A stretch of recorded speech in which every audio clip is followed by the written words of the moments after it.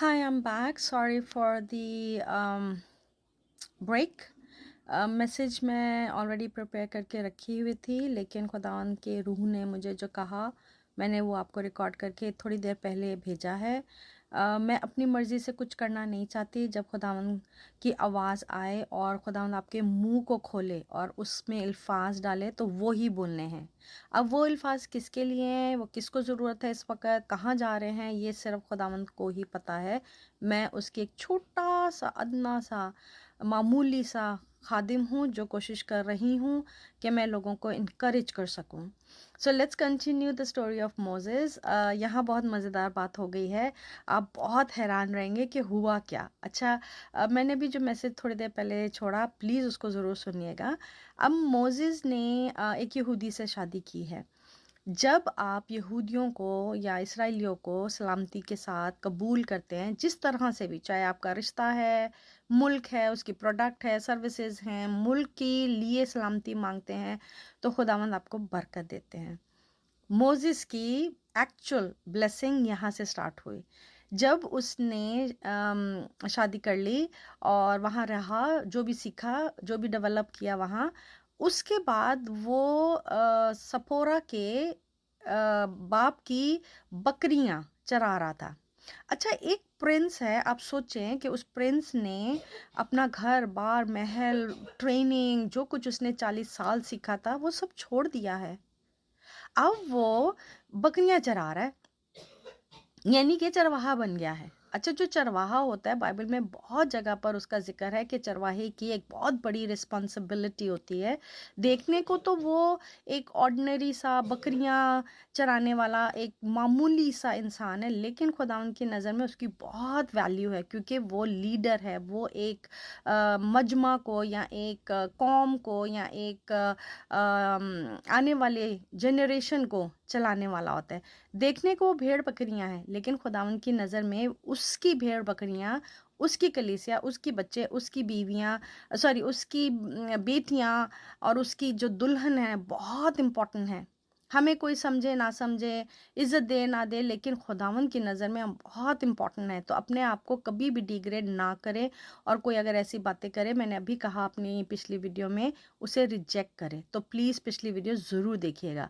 अच्छा, अब मोसेस ने जब भेड़ें चराना शुरू की तो उसकी भेड़ें मल्टीप्लाई हो गई, उसे बरकत मिलने लगी, तो उसका बहुत खुश हुआ। वो बहुत खुश था उस घर में, उस टेंट में, उस छोटे से ख़ानदान के साथ, कबीले कह लें या एक ग्रुप कह लें, जो भी आपने वर्ड बोलना है आपके लैंग्वेज में, उसमें वो रह रहा था और पल भर रहा था और तरक्की कर रहा था। वो तरक्की जो शायद उसने मिस्र में भी नहीं की। क्यों? क्योंकि वो खुदावंद की अब तरक्की थी। अच्छा, वो ब्लेसिंग जो उसको मिली, वो एक दिन चराते चराते एक माउंटेन के पास पहुंच गया। पहाड़ी थी और वहाँ पर उसकी एक भेड़ वहाँ चली गई। अच्छा, अब कोई भी चीज़ ऐसे ही नहीं हो जाती, एवे एवे नहीं होता कुछ भी, उसके पीछे मर्जी होती है। जो मैंने हर वीडियो में कहा है कि हर चीज़ के पीछे खुदावंद की मर्जी होती है। अब खुदावंद ने उसको यानी मोजिस को ब्लेस करना है। मोजिस की यहाँ से अनदर 40 ईयर्स की जर्नी स्टार्ट होने वाली है। अच्छा जी, अब मोसेस चराते चराते कहीं भेड़ों पे पहाड़ों पे जाते होंगे, कभी दरख्तों के पीछे, कभी घास फूस में। तो वो अपनी भेड़ों की केयर अच्छे से कर रहे हैं, दिल से। और वो वैसे भी एक अच्छा सोल्जर था, लीडर था, पावरफुल स्ट्रांग मैन था, तो उसको तो पता होगा कि मैंने कैसे अपनी भेड़ों को जंगली जानवरों से, गंदी आंखों से, भेड़ों से, भेड़ियों से, नासूरों से, सपोलों से बचाना है। ठीक है, उसको सब पता था। अब वो एक भेड़ इस एक ऐसी जगह चली जाती है जहाँ पर मोसेस ये देखते हैं कि एक झाड़ी है, जल रही है लेकिन जलती नहीं है, ख़त्म नहीं हो रही। जलने के बाद वो जले ही जा रही है। तो जैसे ही वो उसके थोड़ा सा करीब आते हैं तो वहाँ पर वो गौर से देखते हैं कि झाड़ी एज इट इज़ खड़ी है, एग्जिस्ट कर रही है, वो जल के राख नहीं हो रही। और उसके अंदर डिफरेंट कलर्स हैं। तो जो आग होती है, अगर आप उसको गौर से देखें, कहीं वो ब्लू दिखती है, कहीं येलो, कहीं गोल्डन, कहीं वाइट, तो उसके अंदर डिफरेंट कलर्स होते हैं। आग जो होती है वो बहुत खूबसूरत होती है, लेकिन अगर उसको दूसरे तरीके से देखा जाए तो वो जलाने की तासीर रखती है, भस्म करने की तासीर रखती है। लेकिन ये झाड़ी जल नहीं रही। ये डिस्ट्रॉय नहीं हो रही, बर्नट आउट नहीं हो रहे। तो मोसेस ने जैसे ही थोड़ा सा उसके करीब जाने की कोशिश की कि मैं देखूँ ये कैसी झाड़ी है, तो वहाँ से एक आवाज़ आई और वो खुदावंद की आवाज़ थी। और उनको खुदावंद ने कहा मोसेस को कि अपने जूते उतार और दूर रख, और जो जगह है वो मुबारक है, वहाँ अपना शू लेके मत आना। बहुत सारे चर्चेज में मैंने देखा है कि पास्टर अपने जूते, फैंसी जूते, स्टाइलिश जूते, महंगे जूते उठाकर तो पुलपट पे चढ़ जाते हैं। अगर तो आपको उस जगह का, उस मकदस का, उस ज़मीन की वैल्यू का पता है, इज़्ज़त का पता है, तो आप ये हरगिज़ नहीं करेंगे। अगर तो आपको पता है कि खुदावंद ने आपको ये पुलपट दिया है, ये जगह दिया है और वहाँ खुदावंद रहते हैं, तो आप ये हरगिज़ नहीं करेंगे।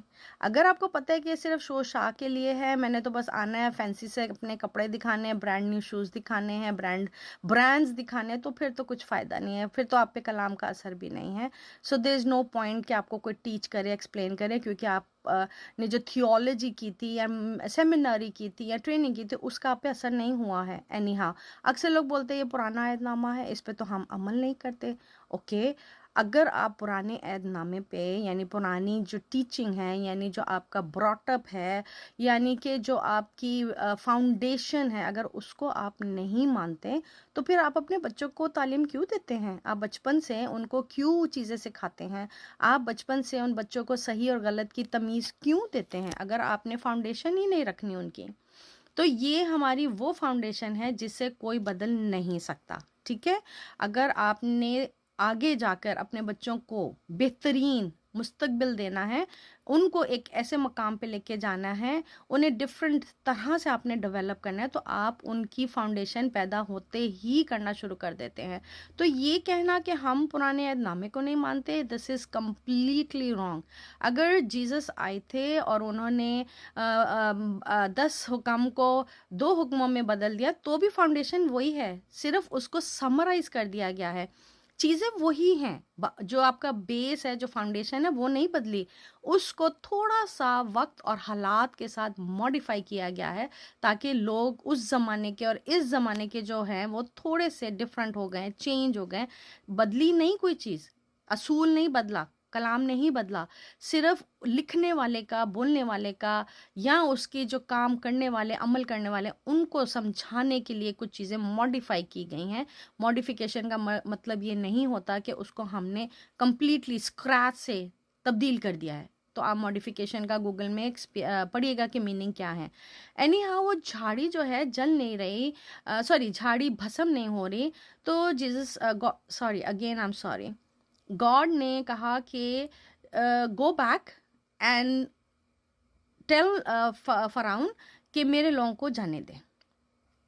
अब ये स्टोरी बहुत एक्साइटिंग हो गई है, आपको इसको बहुत गौर से सुनना पड़ेगा, और इसको आप प्लीज़ लोगों के साथ, स्पेशली क्रिश्चियंस के साथ शेयर करें, अपने बच्चों को, अपनी फैमिली को सुनाएं, बार बार सुने। मैं हमेशा कहती हूँ बार बार सुने, ताकि आपको इन चीज़ों की क्लैरिटी हो सके। कुछ चीज़ें ऐसी होती हैं जो हम राइट वे नहीं समझ पाते, मैंने भी राइट वे समझा नहीं था, अब समझ रही हूँ, इसीलिए समझा रही हूँ। मैं अपना टाइम, एनर्जी, एफर्ट इसलिए नहीं लगा रही कि मुझे सब्सक्राइबर चाहिए, लाइक और कमेंट चाहिए, मुझे इसलिए चाहिए कि आप तैयारी कर सकें, आप डेवलप हो सकें, ताकि उस प्रॉमिस लैंड में जहाँ खुदावंद आपको लेके जाना चाहते हैं, आप वहाँ पहुँच सकें। मोसेस ने उस वक़्त, उसकी हालत इतनी ख़राब थी, इतना वो कँपकँपा रहा था, पसीने से बह रहा था, उसे समझ नहीं आ रही थी कि ये है क्या चीज़, क्योंकि ये उसके लिए बहुत ही यूनिक एक्सपीरियंस था। इसको हम कभी और डिटेल में भी जाके डिस्कस करेंगे कि ये झाड़ी के डिफरेंट मीनिंग्स क्या हैं। मैं आपको थोड़ा-सा बता दूँ कि ये पुराने अहदनामे का होली स्पिरिट का बिगिनिंग है, और जब 120 की जमात इकट्ठी हुई थी, उस वक़्त भी ऐसी ही आग नाज़िल हुई थी, ऐसी ही तपिश थी, ऐसा ही माहौल था, और वो भी भस्म नहीं हुए, और अब वो आज भी भस्म नहीं हुए, जो पाकरू को जानते हैं, मानते हैं और उस पे अमल करते हैं। ये कंटिन्यू रहा। तो मैं इसके ऊपर और वीडियो बनाऊंगी, आप इसको प्लीज़ अपने फ्रेंड्स, फैमिलीज़ के साथ शेयर करें, दुआ करें, कलाम पढ़ें और पाकरू का बपतिस्मा मांगें, ताकि आपकी आंखें, रूहानी आंखें खुल सके। God bless you, take care, bye for now.